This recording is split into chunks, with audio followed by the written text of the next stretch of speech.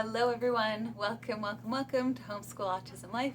My name is Jamie, and today's video I wanted to chat about your homeschool facilitator visits, and I wanted to chat a little bit about like the typically developing children that you have in a facilitator, and then your special needs child, and how that changes depending on what is going on. And so my homeschool facilitator is going to be here in a matter of days, and so I'm prepping and preparing for that. And so I wanted to share what I collect, what I grab for that for my typically developing daughters. So one of the things that I do every single year is kind of the spine of our homeschool is the gather round units that we do. I usually would have them in a binder. This year I started just binding them myself, and it's just a good thing to have out. They can flip through, they can take pictures if they want, but it's readily available for her to see.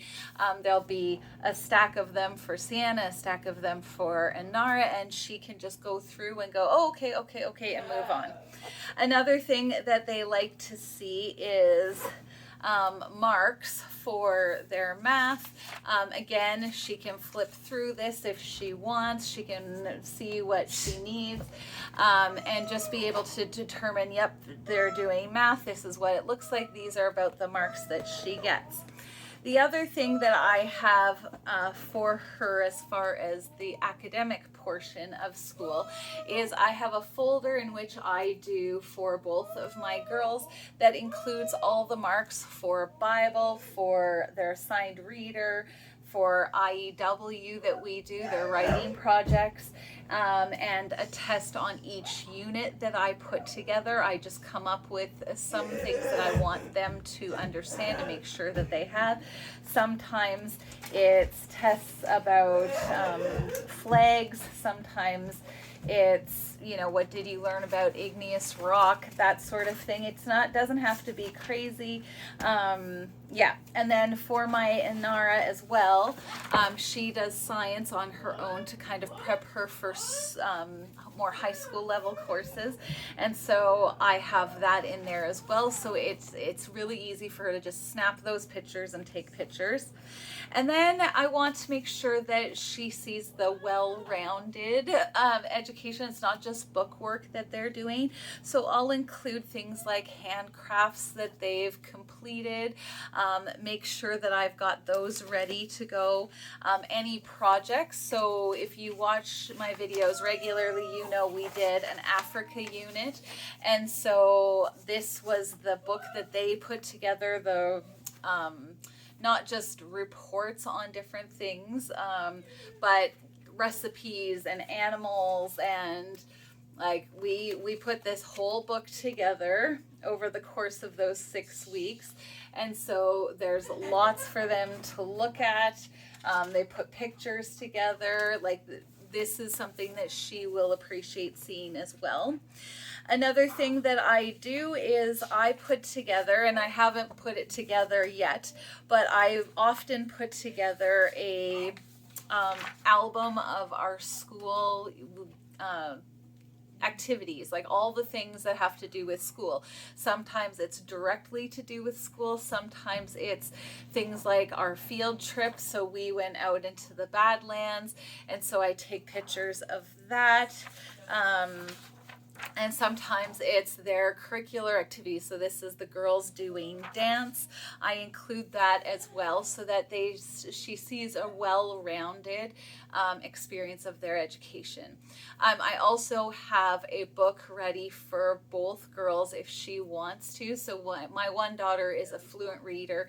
She doesn't usually need to see that child read, but she does for my Sienna and Darian. And so I'll have books ready for them.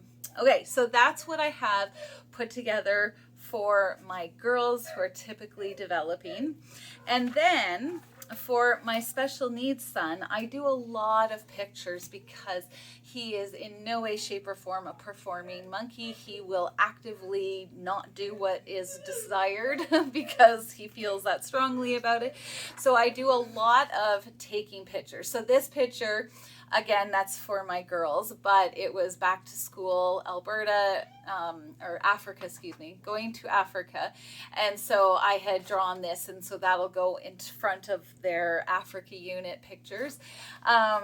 But for my son, I'll have when he did his math and the coins for paying for the choices that he picked.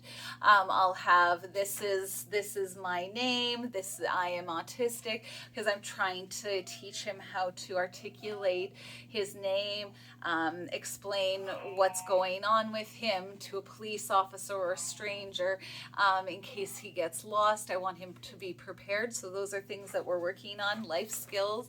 Then doing geography and his sorting of clean dishes, clean laundry, dirty laundry.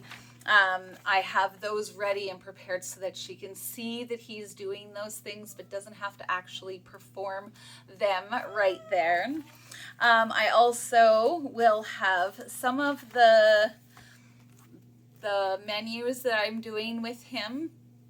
I will have them ready to go, and so she can just peruse some of the things that he has already done, and I don't need to worry about some of those extra bits and bobs because she can actually see it in action as well.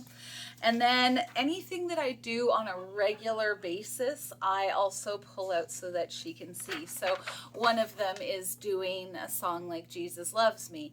He's not going to sing that for her. He barely sings it for me, and sometimes I'll sing a line and then leave the next word, and so he'll say the next word.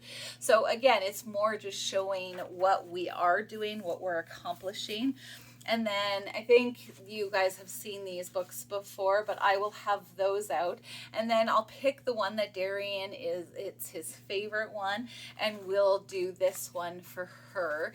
And it helps kind of just lower the mood and whatever. So I wanted to share that, but I also want to take a moment and share how this can be one of the most, it has been in the past for me, nerve-wracking situations, because it feels like somebody's coming into your home and checking your work to make sure that you are meeting expectations, that you are doing it right, and if you're not, then you're in trouble and you're going to be called out by some board or something. And I really wanted to express, having done this now for over 5 years, that it's okay to be nervous and concerned. In fact, I've been in tears one time because the meeting didn't go well because it was late at night and her expectation was that Darian was going to perform. And he ended up getting very angry. And so there was this whole big thing right in front of her. And I had to kind of come up with some way to deal. But it was the one time where her visit wasn't something that really encouraged me. It actually drew me really down, because she had seen this angry outburst and thought, oh no, is he in that stage where he's going to be violent, and do you need help? And it was a whole thing.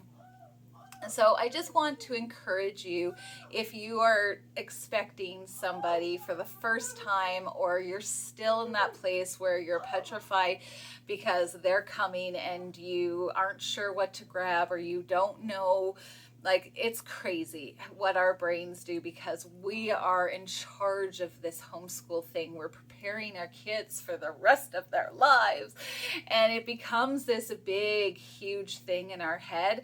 And we have the principal coming and looking at, in my case, she is actually the principal of the school. But I've learned over the years that it's a partnership. It's really a partnership. And if there's something that I'm missing, she's going to volunteer that information to me and I can look into it. I don't get a report card of A, B, C, D, F, you're failing. It's more of this is what she's doing. And every single time, if you are like me and you're like, I'm doing the best that I can, I'm praying, I'm trying to come up with curriculums that work for my kids, you're going to be doing it right. I said it, you're doing it right. If you have a facilitator that constantly makes you feel like you are not good enough and that you're not doing the right things, get a different homeschool authority, whatever you have to do. But this is a partnership. It should be a partnership. It should be one where you feel edified and you're able to call her if you have questions or concerns. All of those things are huge in a parent homeschooler, a homeschooling parent, and a facilitator. Her job is to facilitate you and your homeschool. And so if that's not what you're getting from that, then it's time for a change. And I will be honest, is that I'm actually in that stage right now for my daughters, because right now I'm in a position, or fairly soon, I'm in a position where I'm going to need a homeschool facilitator who can help me learn about high school. And unfortunately, my homeschool facilitator is so busy and so crazy that she probably won't be able to help me on the level that I need. And so I'm already kind of shopping around for what authority I might use for high school for my girls. My Darian, I'm happy where I am with Darian, because I don't think he is going to be getting an academic diploma or anything like that. That's not, unless things drastically change, which of course we're still praying for. But if God says no, I'm good. I'm good where we are. He is a happy, joyful little man-child, and I am thrilled to stay with my homeschool facilitator for him.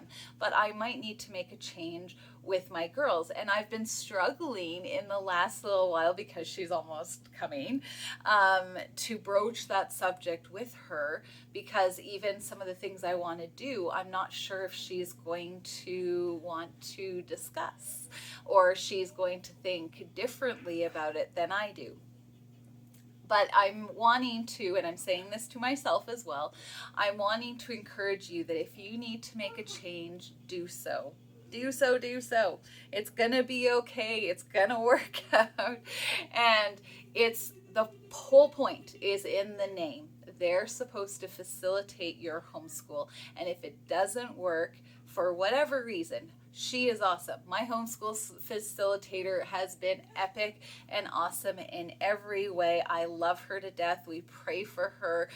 Like, there's nothing bad that I'm going to ever say about her, but there are limitations. Her limitation is she is crazy busy, and I'm recognizing a need in myself. That jump from elementary, middle school to high school is so big, and she is not available to me in that way. So I hope this encourages you. I'm so thankful for the notes that I get from you all when you send me a comment that says, this encouraged me. Thank you so much. I just want to thank you for that. It helps me feel like I should keep going. I should keep sharing, because as you can tell, I am not a big studio.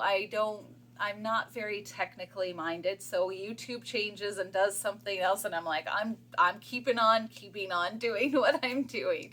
So thank you to all the new subscribers as well, all those who watch even 10 minutes, even 5 minutes. I hope the things that come out of my mouth encourage you, because it can be such a insular, isolating experience. And I feel like this topic of a homeschool facilitator, what should I grab? What should I do? They make me feel like this and I feel so nervous. All of those things is incredibly isolating and lonely. So I hope that this encourages you, and thank you so much for taking the time to watch the video. Talk to you later. Bye.